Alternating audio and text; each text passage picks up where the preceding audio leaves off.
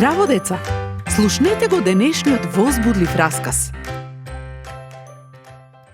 Дали некогаш посакуваш да живееше пред 2000 години и тогаш да го запознаеше Исус? Да можеше да го видиш и да го слушнеш? Мелани, како беше со тебе? Кога ти се сретна со Исус?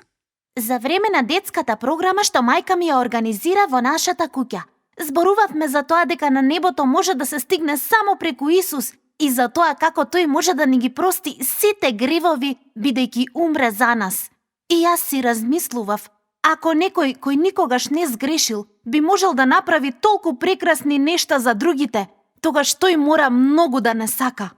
Па јас решив да го поканам во моето срце. Како го направи тоа? Се помолив. Што се случи потоа? Потоа можев да му кажам се што ме прави тажна и можев да му се заблагодарам за неговата добрина и помош. Тој ме направи нова личност и знам дека секогаш ќе имам некој на кого можам да му верувам и никогаш нема да ме разочара. Сара, и ти го запозна Исус. Кажи ни како се случи тоа. Преку песна која навистина ми се допаѓа. Нема никој премногу богат, никој премногу сиромашен. Нема никој премногу голем или премногу мал.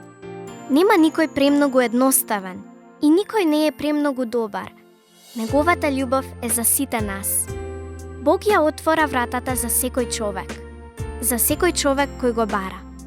Тој ја зема вината и наместо тоа дава љубов, зашто тој го одржува својот збор.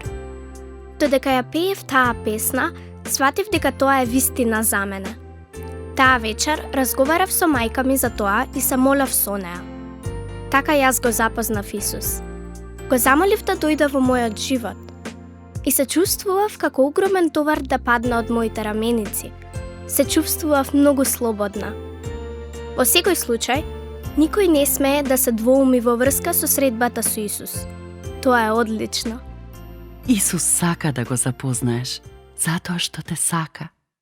Тој рече, кој доаѓа кај мене, нема да го избркам надвор.